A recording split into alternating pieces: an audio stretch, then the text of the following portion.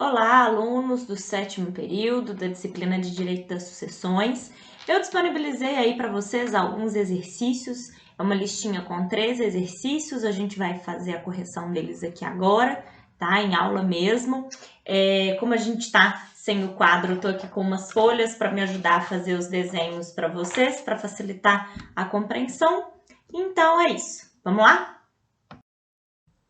Bom, a nossa primeira pergunta, que é meio que uma introdução ao questionário, é pedindo para vocês diferenciarem a sucessão legítima da sucessão testamentária. Como a gente já conversou outras vezes nas nossas aulas, a sucessão legítima é aquela que decorre de lei. E ela decorre de lei porque a própria lei é o próprio Código Civil quem vai elencar para nós os parentes do falecido, as pessoas que são aptas a suceder de acordo com a ordem de vocação hereditária prevista aí no artigo 1829, beleza? E a sucessão testamentária é aquela que decorre de um ato de disposição de última vontade. Qual ato de disposição de última vontade é esse? O testamento. A nossa segunda pergunta é quem são os herdeiros necessários e quanto equivale à legítima. Herdeiros necessários, descendentes, ascendentes e cônjuge. Vocês podem perceber que o Código Civil de 2002 não aponta os companheiros como herdeiros necessários. Isso porque os companheiros até 2017 figuravam na sucessão de acordo com o artigo 1790 do Código Civil, até que ele foi declarado inconstitucional pelo STF, que determinou que, em relação aos companheiros, a sucessão deveria também se dar de acordo com o artigo 1829. Pela leitura do voto, a gente consegue deduzir que os companheiros eles foram sim incluídos no rol dos herdeiros necessários, mas isso não consta expressamente no voto. Beleza? Muito bem, vamos passar para a terceira pergunta aí. Muito bem, a primeira pergunta que nós temos é: Joaquim te procura em seu escritório, narrando que não possui descendentes, nem pais vivos, nem cônjuge sobrevivente. Possui, entretanto, mãe viva e, como parentes na linha colateral, 2 irmãos e 3 sobrinhos. Então, vamos lá. Ele não possui nenhum outro ascendente que não a mãe. Como ele tem 2 irmãos vivos, significa que os pais tiveram, então, 3 filhos.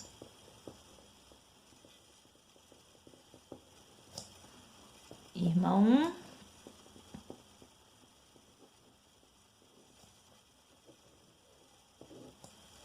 Irmão 2. Beleza. E ele tem ainda 3 sobrinhos. Sobrinho 1, sobrinho 2, sobrinho 3. O caso, então, pessoal, é exatamente esse aqui que eu coloquei para vocês. Ele não possui pais, não possui descendentes, não possui cônjuge sobrevivente e, como ascendente, tem apenas a mãe viva. Então, na pergunta, eu questiono sobre a possibilidade dele dispor em testamento dos bens para o seu melhor amigo. Como vocês podem perceber aqui por esse exemplo, a gente tem a mãe viva. Mãe é herdeiro necessário, ok? Porque é ascendente. Isso significa que Joaquim poderia dispor em testamento para o seu melhor amigo de até 50%, ok? O segundo caso que nós temos, segundo caso concreto, que no caso é a nossa terceira pergunta, quarta pergunta, é a seguinte: Andréia possui patrimônio avaliado em 3,5 milhões de reais. Vamos anotar o patrimônio dela para a gente não esquecer.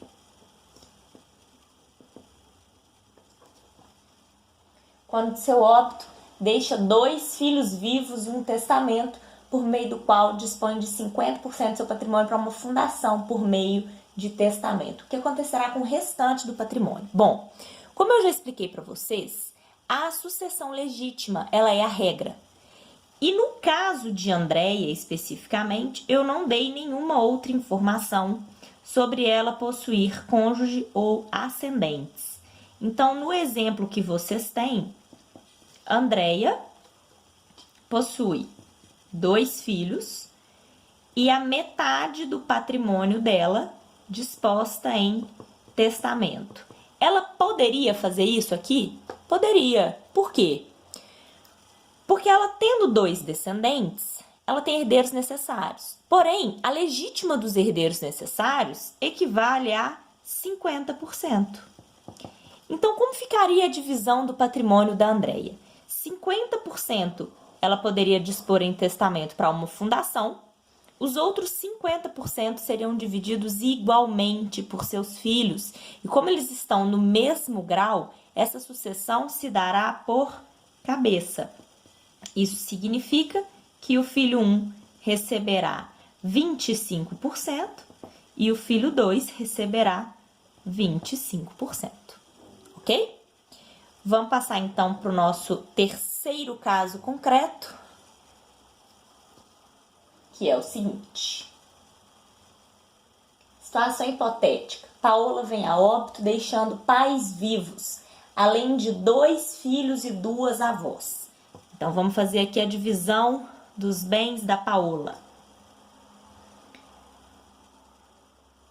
Avô, avó. Avô e avó.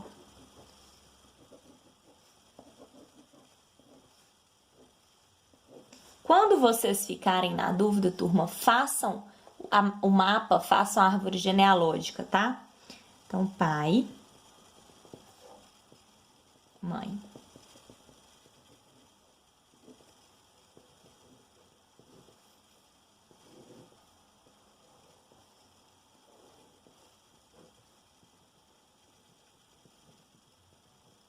No exemplo que eu contei, eu disse a vocês que a Paola deixa 2 filhos.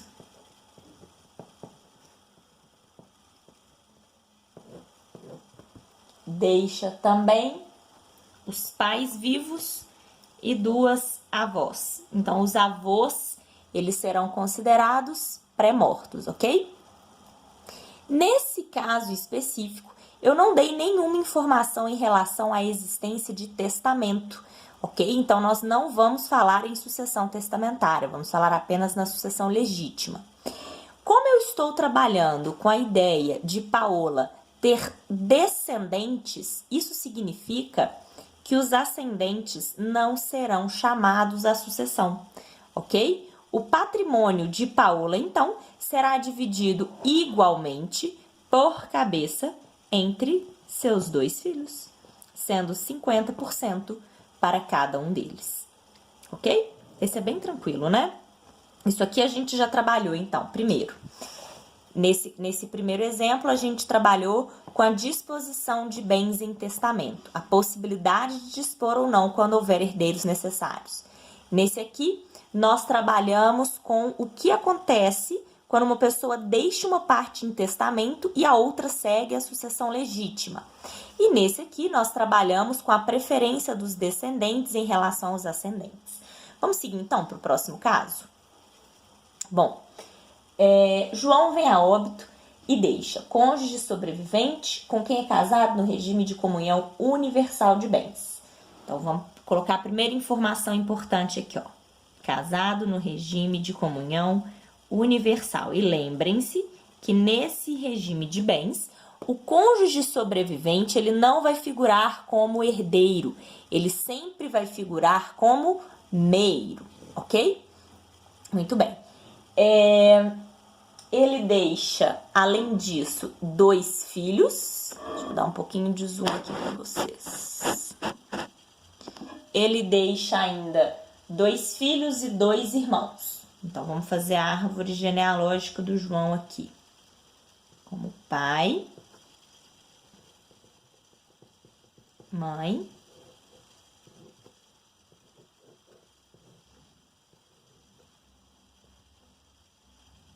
vou botar o João de cá, né? João e seus 2 irmãos.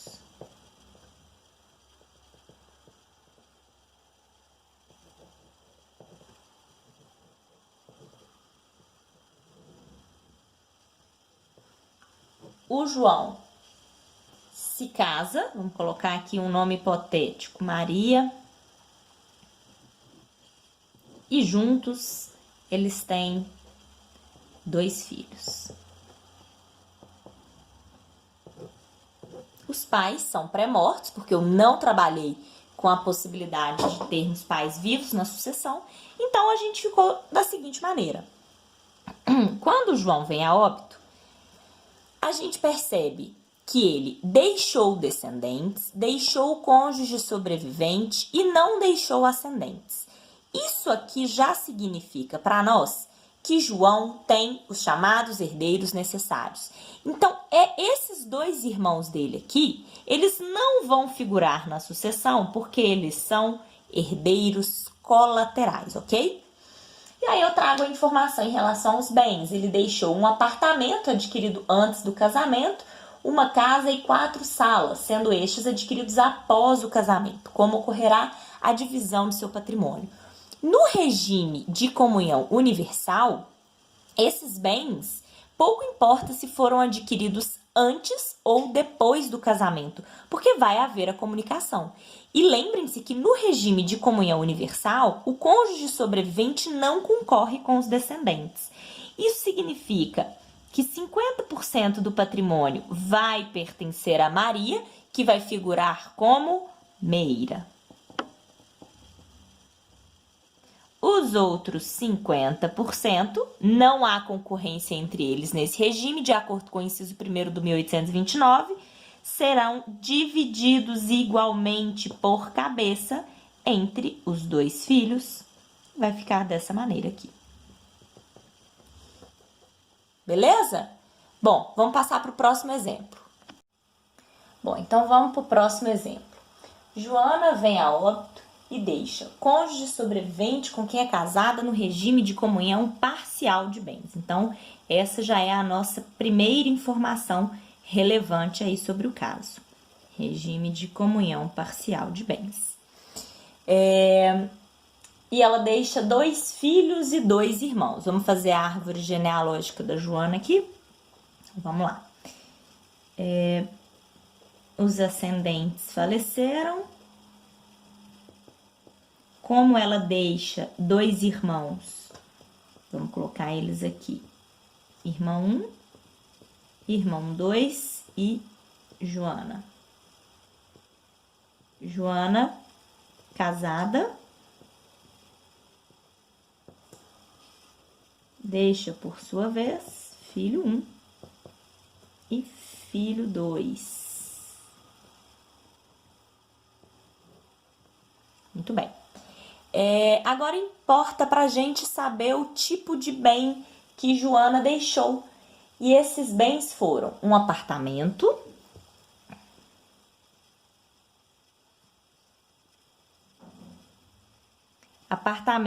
adquirido antes do casamento, e o fato desse apartamento ter sido adquirido antes do casamento significa para nós que se trata aí de um bem particular. Então, vamos colocar aqui, bem particular. Além disso, ela adquiriu uma casa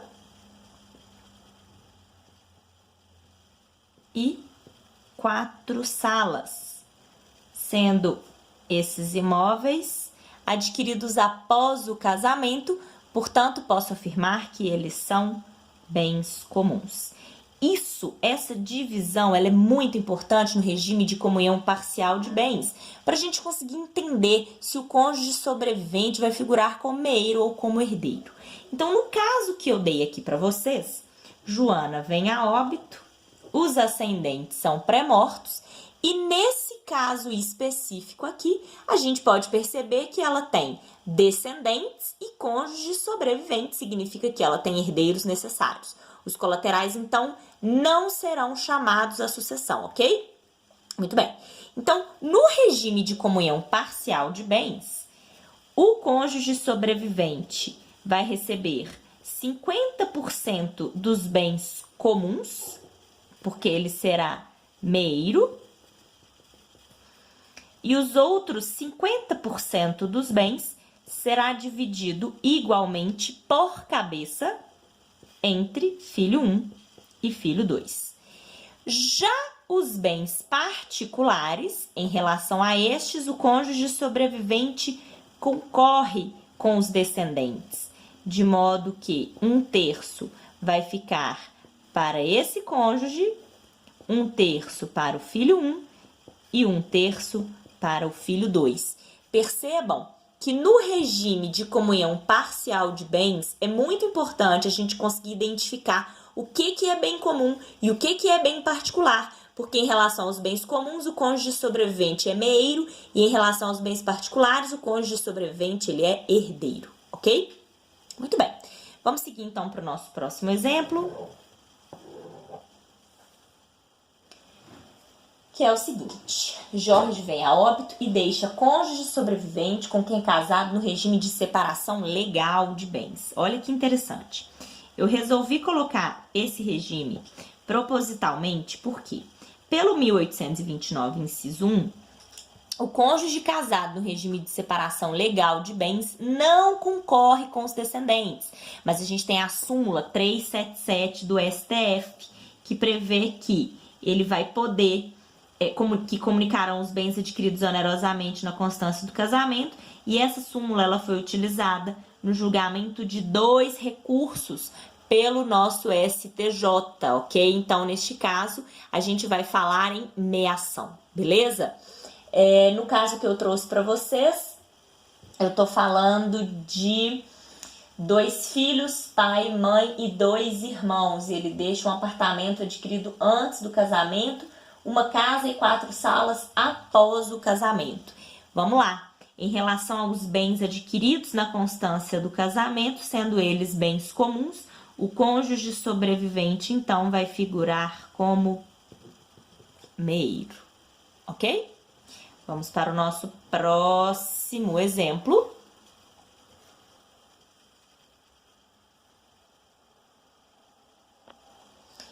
Que é o seguinte: Maíra vem a óbito e deixa cônjuge sobrevivente com quem é casada no regime de separação convencional de bens.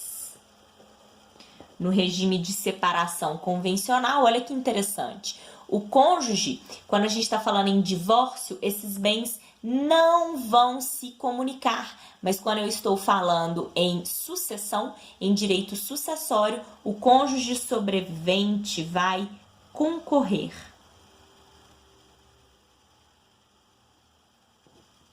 Com os descendentes. Então, vamos lá.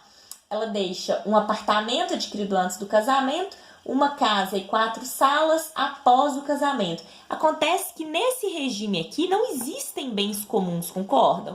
Os bens, eles são particulares. Então, neste caso específico, eu vou trabalhar com o seguinte: a casa, o apartamento e as salas sendo divididos igualmente, 1/3 para cada um deles, 1/3 para o cônjuge sobrevivente, 1/3 para a Maíra e 1/3 para os 2 filhos. Lembrando a vocês que os irmãos não participam da sucessão porque ela tem herdeiros necessários, então os colaterais não são chamados. Vamos só lembrar de uma coisa.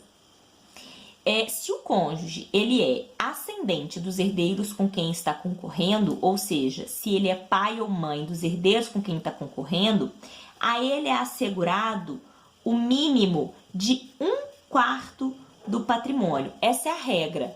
Como eu estou trabalhando aqui com 1/3 para cada um deles, significa que eu estou respeitando a regra de pelo menos 1/4, que equivale a 25%, ok? Muito bem, vamos passar então agora para o nosso próximo exemplo, que é o seguinte: a gente sai da sucessão do cônjuge com os descendentes, que é o inciso 1º do 1829, e agora a gente passa para o inciso 2º, olha só. Sandro vem a óbito e deixa cônjuge sobrevivente com quem é casado no regime de comunhão universal de bens. Ele deixa também pai, mãe e 2 irmãos. Então, vamos fazer a árvore genealógica dele aqui. Pai, mãe,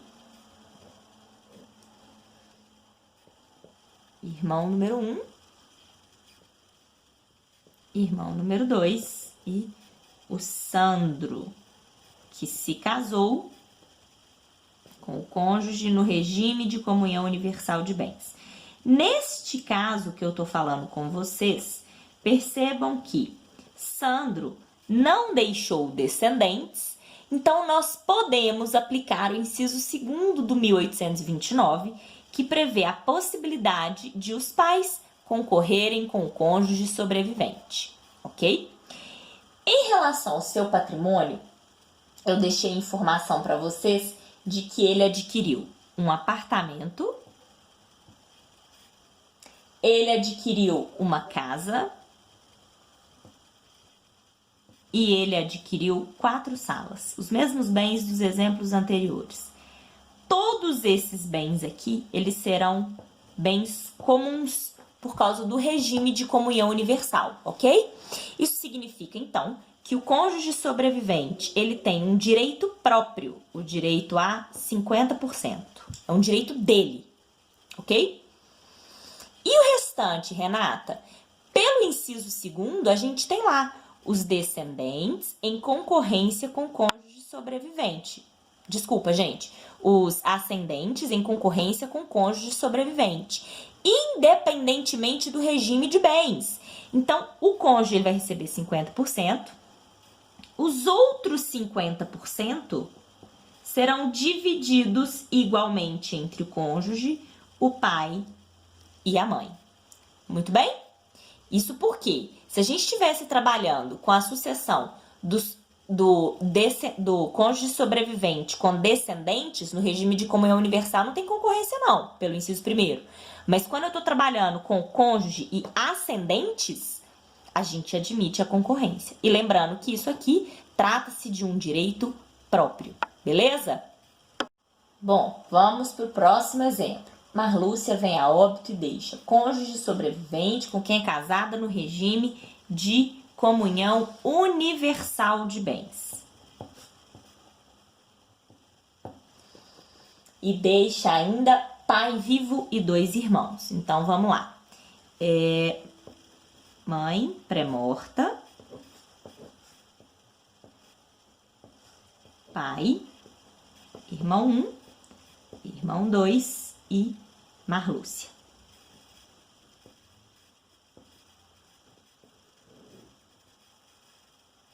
No caso, eu não contei para vocês nada sobre descendentes, então a gente vai presumir que eles não existem, ela não deixou descendentes. Ela deixou um apartamento adquirido antes do casamento, uma casa e 4 salas. Como ela é casada no regime de comunhão universal de bens, esses bens eles são bens comuns, então significa que o cônjuge sobrevivente ele tem direito à metade, é um direito próprio, é a meação. Então, esses bens eles vão ser divididos em 2 partes. 50% para o cônjuge por causa da meação. E os outros 50%, percebam que ele deixou apenas um dos ascendentes vivos. Então, nós teremos a concorrência entre eles, pelo inciso 2º do 1829, ascendentes em concorrência com o cônjuge sobrevivente. 25% para o cônjuge e 25% para o pai. Beleza? Vamos para o nosso próximo caso.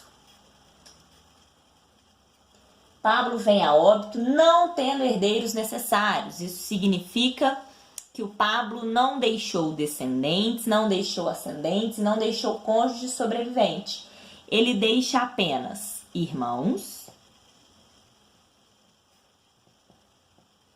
tios e sobrinhos.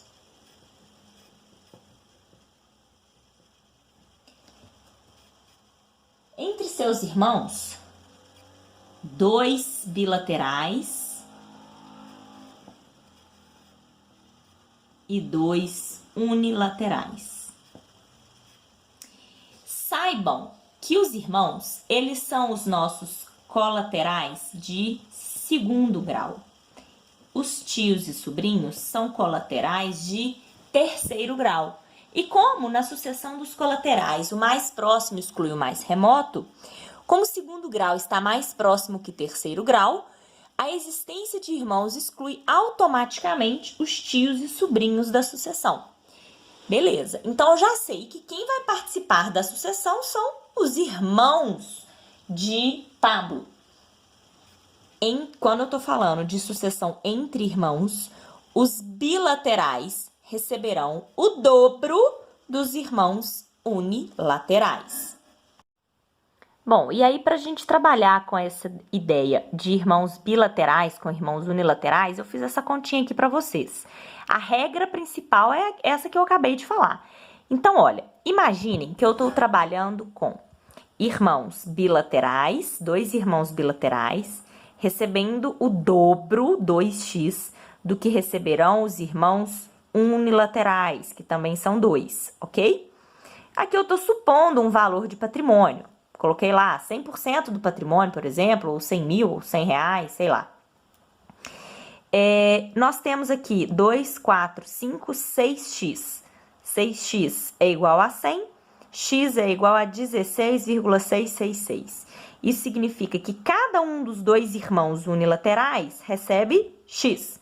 E cada um dos irmãos bilaterais recebe 2x. 2x equivale a 33,33%, ok?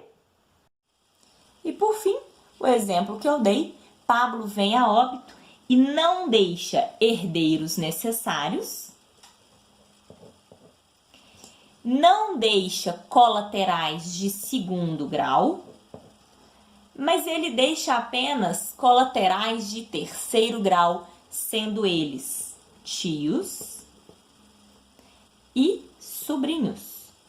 Neste caso específico, eu já falei para vocês que os sobrinhos, eles têm preferência em relação aos tios. Então, quem vai receber o patrimônio de Pablo serão os sobrinhos. E aí, turma, percebam o seguinte, nesses 13 exemplos que nós falamos, nós trabalhamos com todos os incisos do artigo 1829, inclusive com a sucessão em cada um dos regimes de bens.